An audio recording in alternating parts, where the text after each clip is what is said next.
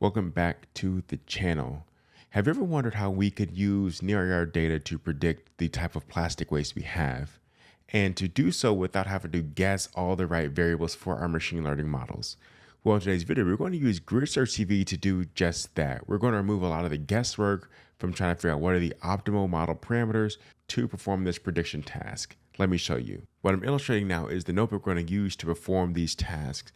In the beginning, we have a lot of our libraries being imported. Let me run that cell, followed quickly by our loading of the data.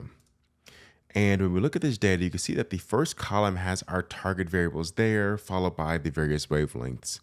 Now, this data has already been processed using a number of typical spectral processing techniques like Zariski-Golay and standard normal variate. So I'm going to skip that step and move pretty quickly to our machine learning workflow. The first important step is to split the data, the X data, the features that we're going to use to build our predictive model, and our Y data or target data, the way we know if our model is performing well and to help figure out how to fit this data. Next, we're going to split the data between a training set and a test set. We will fit the model on the training data and then validate that model, see how it performs on the test data. The importance here is to use data that the model hasn't seen so we can get a better sense of the real world performance of our model that has been optimized on the training data. Next, we're going to use a technique called GridSearchCV that we'll use to figure out what are the right model parameters to carry out this prediction task. We're going to use logistic regression, but we're also going to explore the use of PCA and the number of components therein to improve our model, as well as using Z-scalar or standard scalar to help adjust our variables. However, the optimization comes when we start implementing this parameter grid here. And here you can see we have a dictionary where the key is the step in this pipeline, and the list are the options that we're going to explore as part of our grid search. So this GridSearchCV method here will explore the standard scalar as a preprocessor or none. Essentially, we'll skip that step. It will also explore the number of components, 1, 3, 5, 7, and 10, as well as for our classifier, this logistic regression, the proper C value as we expand between 0.01 to 100. So GridSearchCV will take every linear combination of these parameters and apply the forwards and then return for us the mean test performance of these various parameters, and we can plot that here. So what we're going to do is now use this GridSearchCV method, and we're going to pass in our estimator, which is this pipeline here, and then our parameter grid, which is this dictionary I've just described for you there. We're going to use a cross-validation of 5, and we're going to just use accuracy where we can pass other metrics as well. So let me run the cells. Let's split the data. Let's run train test split, as well as instantiating our pipeline parameter grid. And now let's fit the data. It takes a few seconds, and this could be a lengthy process depending on the size of the data and the number of steps you want to evaluate. But we can see here we have our standard scalar, we have our PCA, and our logistic regression, as these were the techniques passed into our grid search. And if we click into this, you can see we have all the variables we want to explore as part of our grid search. Next, let's see how the model performed, and we can get quite a bit of data from here. I'm just going to show you a little bit of it. We can look at the best estimator as well as the test accuracy. And what I'm showing here is our test accuracy is about 92 to 93%, which is pretty good. Again, this is the data that the model has not seen yet as it was attempting to fit these conditions.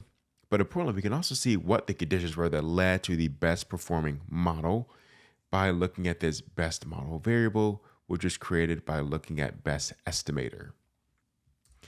When we do that, we get this model graphic here, and we can see that the first step, when we were evaluating between a standard scalar or none was the optimal condition.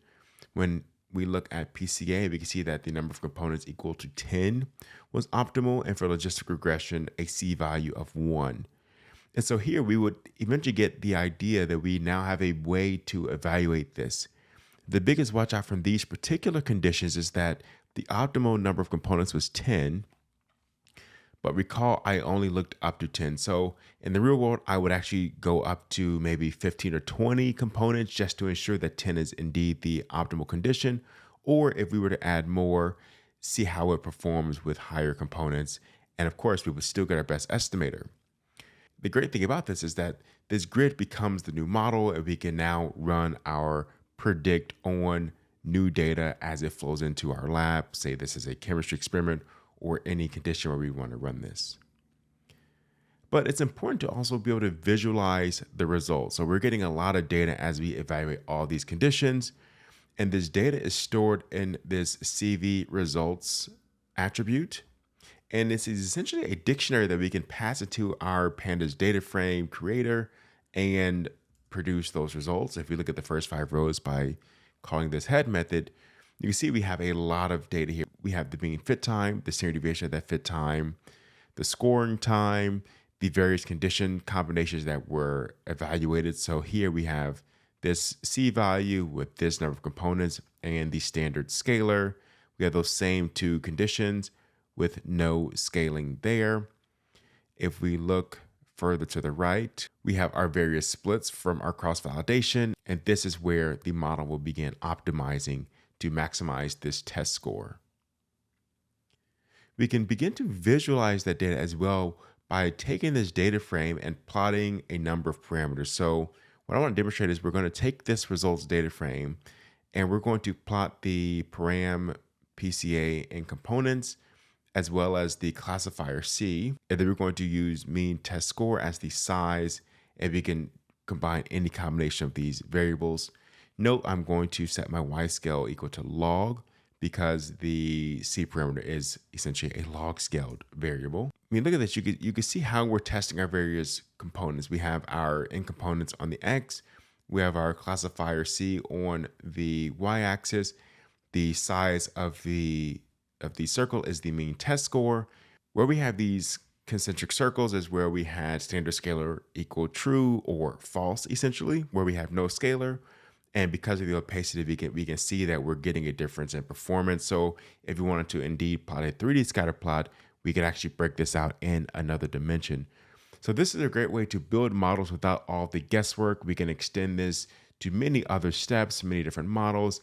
And in the event that your model gets too big, there's another technique where we don't have to test every parameter in the grid linearly, but we can actually sample from the grid to figure out what the optimal conditions are. If you want to see that, leave that in the comments below.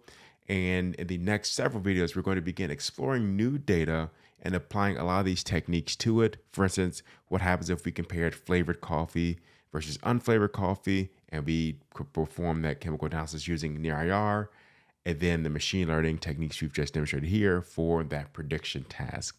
In any case, I'll see you in the next video. Peace.